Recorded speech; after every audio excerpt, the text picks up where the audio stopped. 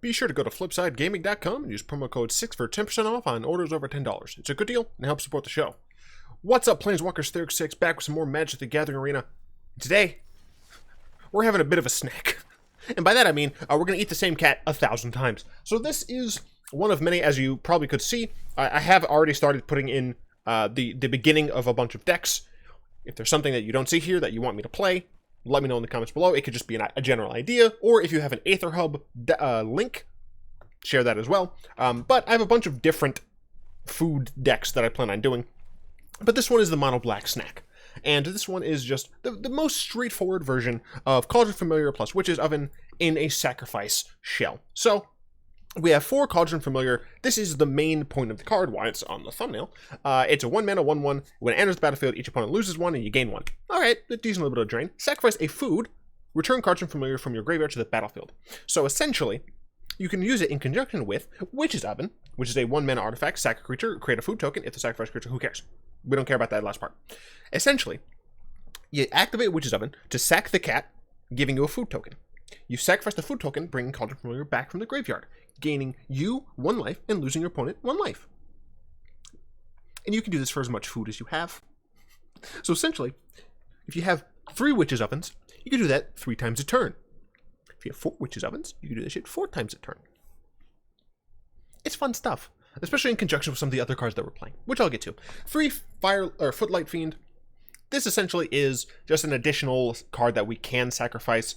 You could possibly play, removal or something in this spot, but I wanted to keep it relatively low to the ground because my mana base is stupid. But this is just a nice additional card that we can use as a blocker for X2s, or something that we can just have as an additional sacrifice fodder, or we can attack with it if we feel a little frisky and want to get on the offense.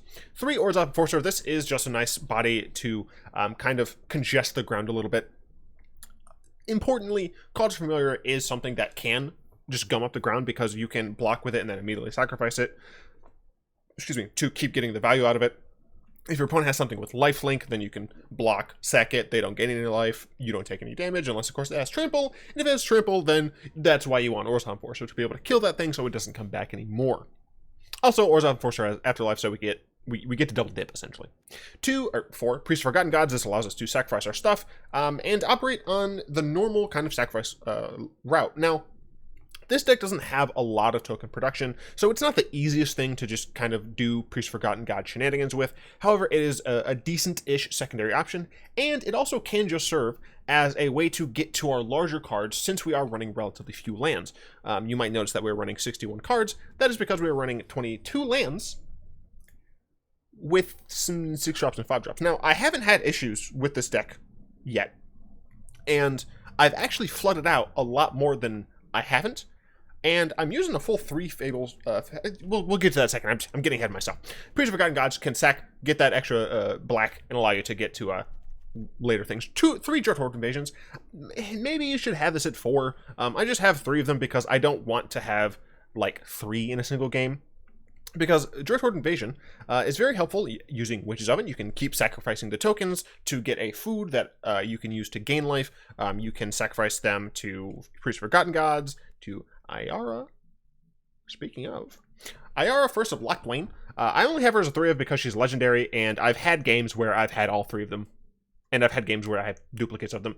And then it's not too terrible, because you can just cast another one, and you get triggers, and you just get to keep 1, but I still don't love having too many. It's a nice triple black 2/3 when it enters the battlefield, or another black creature enters the battlefield. Each opponent loses 1 and you gain 1. Very similar to Cauldron Familiar. Sacrifice another black creature, so unfortunately she can't sacrifice herself. Draw a card. You can use this with the Dreadhorde Invasion. You can use this with Footlight Fiend, with Cauldron Familiar. If you need to draw some cards, she's got you. And what's really nice is if you have Ayara, as well as Dreadhorde Invasion, this token comes in, you lose a life. But Ayara triggers, you gain that life. So you're net 0 life, right?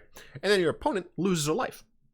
And you can go ahead and sacrifice that black creature. So instead of your following turn, no creature entering, you can have another creature enter the battlefield. Which essentially means, with Ayara and a Dreadhorde Invasion, every time you can tap it and sacrifice the Dreadhorde token, you're gaining a card and your opponent is losing a life, right? Slow, but this is a grindy, snackety deck. 4 Murderous Riders. It's black. It's a creature that we can use, and it is also removal. Foreboding Fruit. I've actually really liked this card. This is something that can kill your opponent if you have to. If they had that like last 2 life, but like they've shut down your engine or something like that, this is a way to kill your opponent, as well as this is a way to get an additional food. Some more cards so you can maybe stop flooding so hard. That essentially is it, but it's actually quite good. It's good card in this deck. 3, Syr Konrad the Grim. This card is great because this works so well with Cauldron Familiar. When Cauldron Familiar enters, it gets its normal trigger. When we sacrifice Cauldron Familiar to Witch's Oven, that triggers Konrad. When we bring Cauldron Familiar back from the dead, it triggers Konrad. So it ETBs, triggers itself, dies, triggers Konrad, comes back, triggers Konrad. Some good triggers going on. Also, with Konrad out, against opposing cat decks, or other decks that just like having things get sacrificed a lot, we end up winning that because of Konrad. We can also make each player put top card of their library into their graveyard. Yeah, sure, whatever. It's actually decent to get more Cauldron Familiars out of our own deck, but for the most part, that's just a little bit of extra gravy if you have nothing else to do with your mana, and sometimes you'll end up wanting to use that 2 mana to eat a food instead. 3, Cavalier of Nights. Has lifelink, can sack a thing. Is my audio music on? My music's on. Just no music, I guess. Cavalier of Night allows us to sacrifice one of our dweebs and kill a thing, and then if it dies, we get some of our dweebs back. We have well, this isn't, unless it gets discarded or like countered, then we're unlikely to get this back, but we can get a lot of dweebs back. And then we have 2 Lilianas. We're playing 22 lands, and Lilianas, I understand, it can be clunky if she's in our opening hand or we draw her super early, but we actually, I flooded out. Actually, I've still won those games, so I don't know if I would say flooded out, but I have flooded. I haven't gotten mana screwed except when I kept like a 2-land hand. So as long as I don't keep a terrible, shitty hand, I should be okay. But she allows us to draw cards as our cat dies. She allows us to have even more zombies to do things with, sacrifice things, blah, blah, blah. Everyone knows what this is. Now, this is our mana base. So we have 3 Fabled Passage. I'm not running 4 because I don't want this to clog up my early hands, right? I don't want this to clog up my early game draws. I want to make sure I can actually play things untapped in the early game, and this is just a thinner in the late game. I know that percentage-wise, it doesn't matter too much, but the fact that we plan on drawing so many cards across the entirety of the game means that this should help. We have 13 Swamps, 3 Witch's Cottage, so if for some reason, we have a Konrad in the graveyard or a Cavalier of Night that we really need back, Ayara, the Priest Forgotten God, whatever we need, if we have 3 other Swamps, which we should, frankly, because, fun fact, it counts itself. Well, 3 or more Swamps. 3 or more other Swamps. What I'm saying is, it counts itself if there are others on the field. So it's like, there's already a Witch's Cottage. A new Witch's Cottage would count the other Witch's Cottage. So it's not really itself. Whatever. You need to put a creature back on the top of your library. That's nice. And then, of course, 3 Castle Locthwain. This card draws you cards. Very helpful. I have some cards on the sideboard, which I'll talk about after the games, but let's just jump into it. I did play, I played a little bit of this on stream, and it did relatively well. And then I did play a couple of practice matches, only 2, unfortunately, because one of them took fucking forever. The first one was against Dimir Tempo Control. I don't know exactly what it was. It played that new fairy. It played like Thought Erasure. It just didn't seem very good. Am I going first? I'm going second. But we have the combo, right? We have Witch's Oven, Cauldron Familiar. Now, what I typically do is I typically will play Cauldron Familiar first, because it can attack on that first turn. But this is a decent hand, right? We have only 2 lands, but we have things to do. White, black, okay. They kept that on top. Good to know. Another Witch's Oven, which is pretty good for us. Unfortunately, this will come in tap next turn. But if we top deck another untap source, then we can just play both of these, and we have some pretty cool stuff going on. So Esper. Let's see if this is a Thought Erasure. It very well could be. Exile is like the bane of this deck. I'm totally fine with the Thought Erasure. I assume they're going to take Dreadhorde Invasion. They may take one of my ovens. But if I can get an oven down, yeah, that's what I assumed. But, I mean, this game we can win with just Cauldron Familiar. So, very unfortunate that we had to play this, but I'm just going to get an oven down, and I'm not going to sacrifice it. I'm not going to sacrifice this until, like, I feel like I need to. And I'm just going to end the turn there. But we're in an okay position. Next turn, I can oven and Footlight Fiend. If I draw an untapped land, then I can go ahead and just Ayara. Alright, is this going to be a Teppers? No, it's an Oath of Kaya. If they target my Cauldron Familiar, I can sack it. They should hit my face. Yes, okay, my opponent is smart. If they targeted my Cauldron Familiar, then I could sack it in response, and then they wouldn't gain the life. So they're going to try and be annoying. I'm going to be more annoying. The unfortunate bit about this deck is that it takes a lot of clicks to do, because you're going to be constantly casting these nonsense. I'll do this, and attack this. Meow. Oh, and I got this? Hell yeah, bud. I do think I just want to have Ayara down. And for right now, I'm waiting. You can do this at instant speed. You're not casting the Familiar, right? So if my opponent tries to do some shenanigans, I can just choose to wait. My opponent does have perfect information on me. They know all of the cards in my hand, but that doesn't necessarily matter if my opponent can't do anything, right? So let's see if they can. Okay, another, nope, Gilded Globe. So this might be Esper Mystic Armaments, or Mystic Forge, I think is what it's called. So now we're going to be doing 2 to my opponent, because we're sacking the Cauldron Familiar. Get a nice delicious food. We play the Cauldron Familiar, and that'll trigger not only the Cauldron Familiar, but also Ayara. Got a Witch's Cottage. Nothing in the yard. So I think what I'm going to do is I'm going to play Footlight Fiend. I'm going... Oh my god, my opponent's already at 9? Wow. Do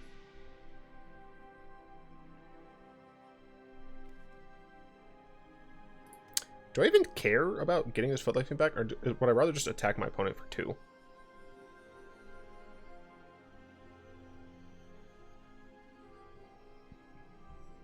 I don't think I need the card draw, to be honest. Because this was my opponent to 6. I have this. I'm just gonna play the Witch's Cottage because I don't care. And then I have 2 sacks on this. Maybe 2, 4. Kaya's Wrath, sure. So let's do... I guess maybe I should have kept the Witch's Cottage. Let's go ahead and just do this. Submit. Bring this bad boy back. So my opponent's going to be at 2. So my opponent's dead. My opponent is just dead.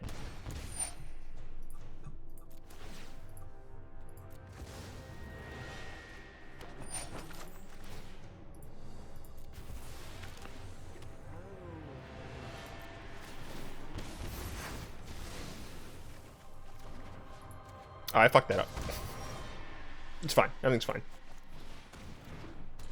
I needed to draw a creature there. I did mess that up. I shouldn't have sacked the Familiar. Or I shouldn't have brought the Familiar back the second time. I should have actually sacrificed, like, Ayara or something. Luckily, I wasn't punished. But I was very likely to still be able to win the game. It's fine. I punt, but never punished, okay? But yeah, the Dimir Tempo deck, very similar to this, right? They were trying to spin their wheels and get to later in the game, and they just weren't able to do anything. You know, Cry the Cranarium doesn't matter all that much. Ayara has 3 toughness, and Witch's Cauldron allows me to just sack things in response. You know, it's fine. And then the second game was against Juncats. They didn't play cats as well. Hell yeah, this is a good hand. I don't have the Cauldron, or the Oven. I always call it the Cauldron. I don't have the Oven, but that's fine. Do I want to play the Familiar first? I think here I would rather play the Footlight Fiend. Yes, I would rather play the Footlight Fiend. So now I can kill this. So they're milling me. Yo, hit me up with a... one on top, one on bottom. Damn.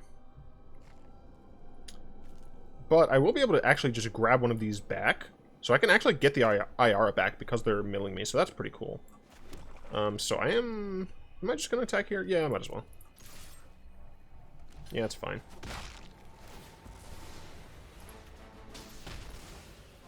And we'll play the kitty cats. So next turn, I can hold up Murderous Rider, aka Moomin Rider. Never mind, I got a Witch's Oven. We're playing a Witch's Oven, bad boys. Don't you dare count on my Witch's Oven. It's probably gonna get countered. By the Drown in the Lock or something? Is that what it is? They should counter this, yeah. Damn. And this only hits creatures.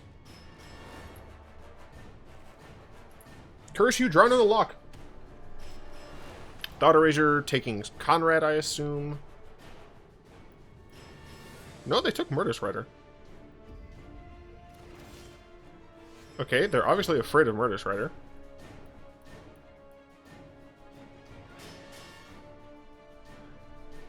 Okay, so I'm going to Witch's Cottage.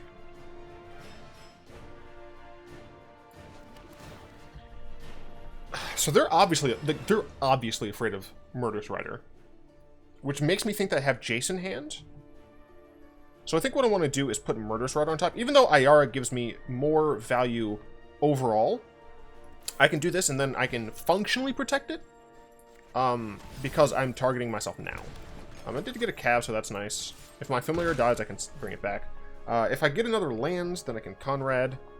So they can't play Jace. They can play Ashiok. Or they can just play nothing. Alright, let's attack first. See, now I can I can cast Witch's Oven. Let's see if they counter this one. Have they used 2 Giant Locks already? No, they only used 1. Okay. Oh, they let it and I win! Just like that. My mill opponent can't deal with the cats. Fucking hell yeah, bud. Alright, Junk Cat deck, I had Konrad, I won. I actually mulled to 5 in that game, and I still was able to win, because the deck is grindy, so I don't agree with how they built the Jun deck. It's possible it was a Corvold deck, and like they just didn't see Corvold the entire game, but it really seemed like a normal kind of sack cat deck.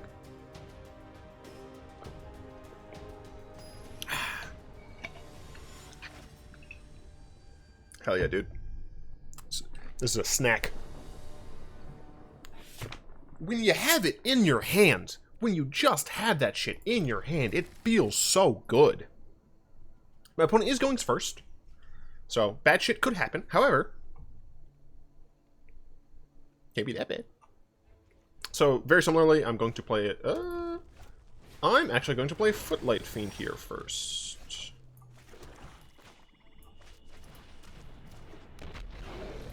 Yes. So hopefully I'll be gaining enough life in this matchup that things will be okay. I expect the Cavalcade matchup to be okay. Do I block? Yes.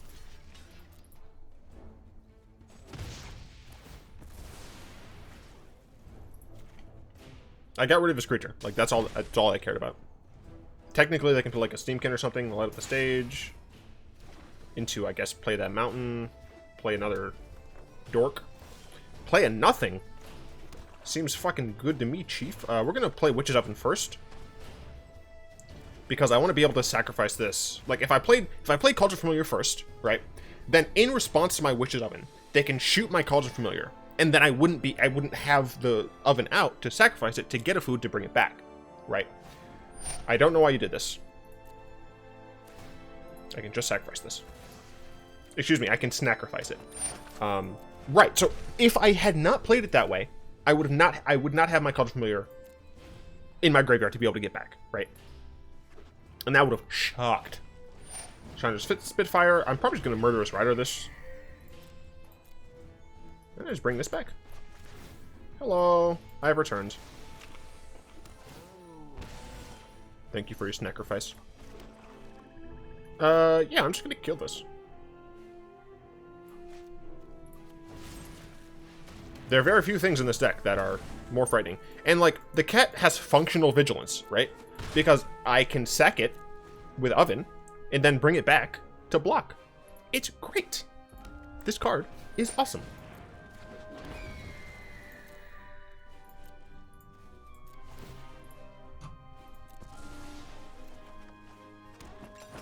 So theoretically, my opponent can shoot it now, but that's fine. Because I can just get it back next turn. But no, looks like they don't. So here, I'm going to play Priest. My opponent's already at 15. Do I want to play Footlight Fiend? No, I'll play Dreadhorde Invasion to get this going. I'm just going to pass the turn. So, theoretically, my opponent could have a lot of stuff here, but they don't, frankly. That does have Trample, which is a little annoying, but I'm going to be able to make them sack one of these. And I get to do this for free every turn. I just get to do it. I'm so glad this is just working. There are some situations where you're not going to have one or the other of these. But that usually is okay. So I'm actually going to... I guess I can kill both of these, right? Yeah. Just winning. Just eating the snacks, dude. Holy shit, I almost fell. Just eating the snacks. I didn't almost fall. I felt like I was. My chair's very good. If you're a gamer and you want a good chair, I'm not sponsored at all, but I really like this Secret Lab chair. Alias V has the same chair. And if you plan on buying a Secret Lab chair, go to her Twitch page, and if you buy it from her Twitch page, then she gets some money as well. So she didn't ask me to say that. Let's see, we have a cat. And we have some cheap things. Yeah, hell yeah. So let's go ahead and play cat out. Next turn, depending on what my opponent plays, I might end up playing the Priest of Forgotten Gods into the Orzhov Enforcer, so I can immediately use Priest, and then cast the Dreadhorde General, or the Dreadhorde Invasion, sorry. That is a big no for me. I do think I'm going to play the... My opponent almost certainly has just removal up the ass, but I think I do want to play this, because if I can get that line going, and I'm not going to be blocking, because I need both of the things to sacrifice, to Snackrifice. But if I can get the Orzhov Enforcer down, sack both of these to make them sack, get the Dreadhorde Invasion down, then that'd be a pretty good turn for me. So, okay, that's fine. If you're going to do that, that's totally fine. And I can block this, so hell yeah. So I'll do this. Snackrifice these two. Well, target you. Snackrifice these two. Opponent's probably going to sacrifice this.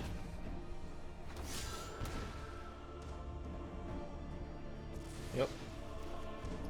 Got a land as well. Nice. Would I rather play Ayara then?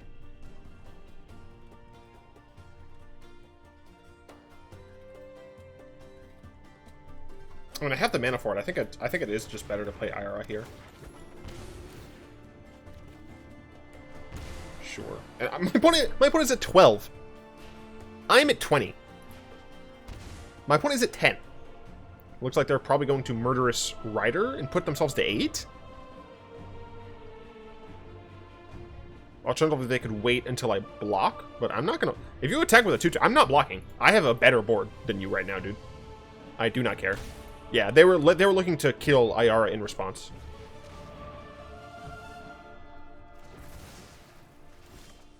The fuck did they name human? That's interesting. Okay. I'm going to attack with my 1/1. And I'm going to sack it because I want to see if I can get something decent here. That is relatively decent, so I can play this and this.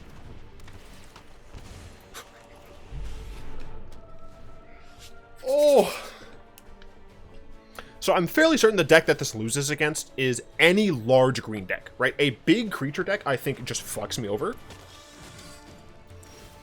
But as it is right now, ooh, baby, I love your way. And we have the fruit, too. Oh, and I can bring this back. Scrumdiddlyumptious. There's just so much I can do. Let's make a Snackrifice. Snackrifice to the old gods. Okay, got another lands. So I could just play Konrad here.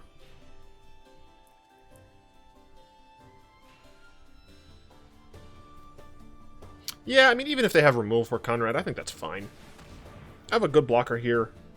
It's a good situation. Everyone remember, I have 22 lands in this deck. And it's doing A-okay. Inspired? I don't give a shit. I have a what? I have a what? This is Death Touch. Give it first strike. See if I give a fuck. Why would you do this? You only hurt yourself. And then my creature's gonna come back. Okay,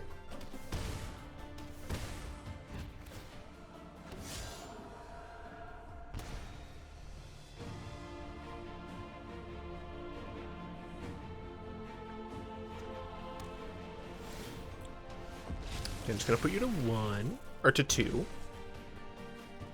And then I'm just gonna do this. And you die. Well, they don't die yet.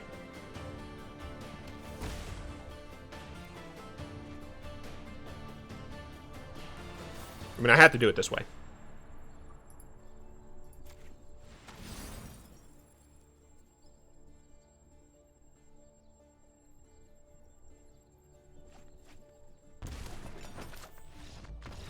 Bruh. Food. We're only at 26. I'll do one more, man. This is some dank stuff right here, man. Snacking on them. With my new grain supplements. I understand. I can't really do an Alex Jones. He has too much energy for me. This is just general crazy media presence. They put chemicals in the water, turn the freaking frogs gay. Sure. 3 lands, 1, 2. Sure. This is probably a game we're gonna lose. I did have some questions from Discord. Glowing Cat Shark asked, do you ever world build? And if so, for what reason? I do world build. For a D&D campaign setting thing that I've never actually run. I have a very large world. Technically, it's like a universe, multiverse type thing. I have relatively intricate rules that are very simple when you think about them. But yeah, I really like world building nonsense. I look at a lot of the D&D races and try to give like an evolutionary explanation for them. So sometimes it's just like a magical explanation. But for some, okay, so this is one interesting one. I don't love like the faunus or whatever the fuck they're all, like the weird half deer people, satyrs, those types of creatures. So I was like, okay, well, let's say the first 2 are magically created, right? So these are 2 creatures that a wizard decided to give sentience and made their shape change, yada yada yada. Vision. And the issue with that is that you can't get genetic diversity from two members, right? 2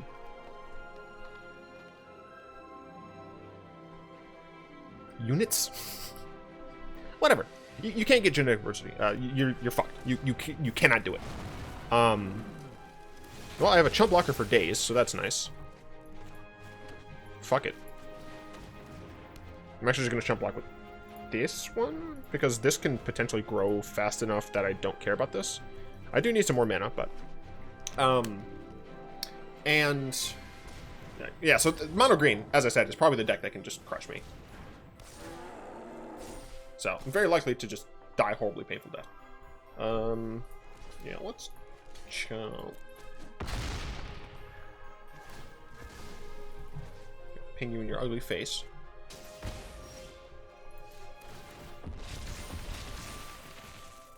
Okay, this is a land, so that's nice. And I can use it. Let's see. Let's assume... So this can not necessarily be played next turn.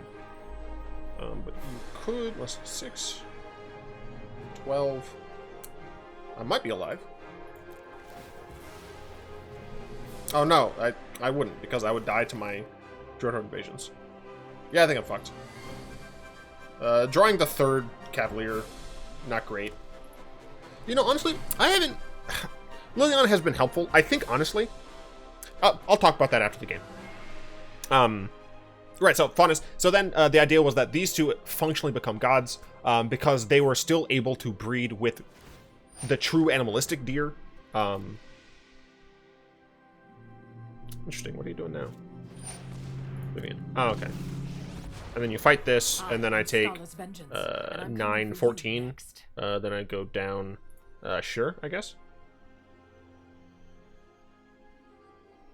Or you're just... No, yeah, fighting, yeah.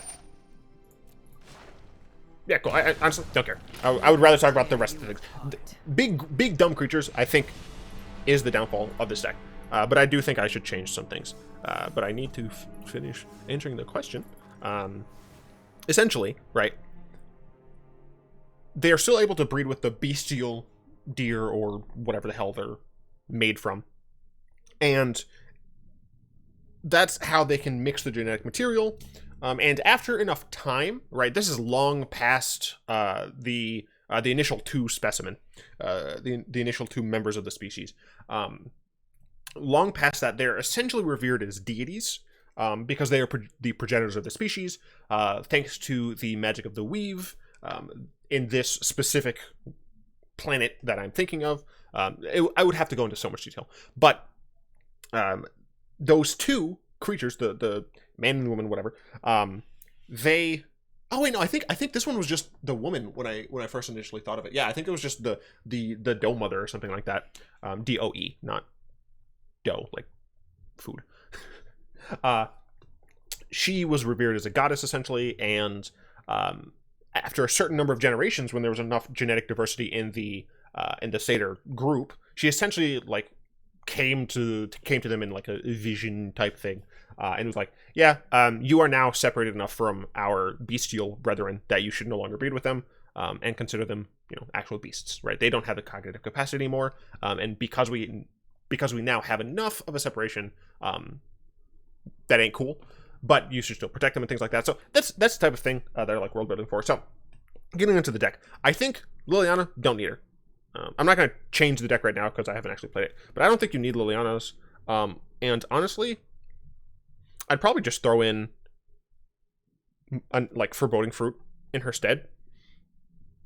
It keeps the deck relatively low, but it also allows you to draw more. You could also just do Midnight Reaper. Dread Presence is another one that I considered. So actually, all right, here's what I'll do. Clone. There we go. So this is what I think I would probably do to play this more, is I would cut those down. And honestly, I'd probably get rid of a single Cavalier. We'd have this, but we'd also have access to the Priest of Forgotten Gods. So I think that is kind of a sufficient amount of creature-based removal, or creature removal. And then, honestly, I'd probably bring in some Dread Presences. Dread Presence. It's possible 2 is enough, especially considering we only have 22 lands.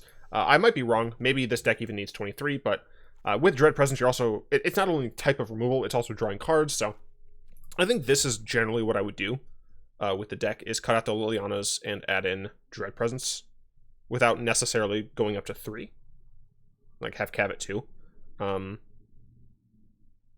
Yeah, I think this is reasonable. Yeah, I really like where this deck is at, to be honest. Some cards for sideboard, or cards that I thought about using, but didn't actually make it the cut. Disfigure, decent sideboard option if you're going against a lot of super aggressive decks. Although I think against super aggressive decks, we might be favored, so you might not want this. Duress, it's helpful against control. There's the other 1 mana sorcery whose name I just don't know because it's new. Spectre Streak. Maybe you have this. I don't know how good this card is in the format right now, so I'm not going to endorse it too much. That's why I didn't put it in, but it's similar. I don't know if this is maybe just fine to have. Notably, if you're empty-handed, then you can just do whatever, and you don't get punished for it, so that's cool. Malevolent Novel I considered, but the cost on this is not good enough. It's nice being able to sacrifice other creatures, but the cost was too extensive. Noxious Grasp, fantastic sideboard option, not only for white-based control decks, but also big fuck-off green cards. Golden Egg, this is something I considered because it is another food card. It cycles itself. It works really well with food care here, but this is really like the only food payoff like in the deck, so I figured I didn't really want to do that. Yeah. Midnight Reaper, another way to draw cards. If you don't like the Dread Presence route, I think this is still totally fine. Playcrafter is another kind of removal, except I found that Murderous Rider was just sufficient. Playcrafter you can use to kill Planeswalkers, but in sideboard I think it would be better just to use the Eldritch Reborn. And then, of course, Cottage and Bantu I considered, but I just felt that these were better options. Now, obviously, Bantu, if you find yourself flooding out a lot, or for whatever reason you do want to go up in lands, but you do flood more because you go up in lands, but going up in lands makes your deck more consistent, I would say that Bantu is a decent replacement for Cavalier of Night. I do think Konrad is not integral in the deck, but he speeds up your clock quite significantly. So those are my thoughts. I really like this deck. I'm super glad at how it turned out.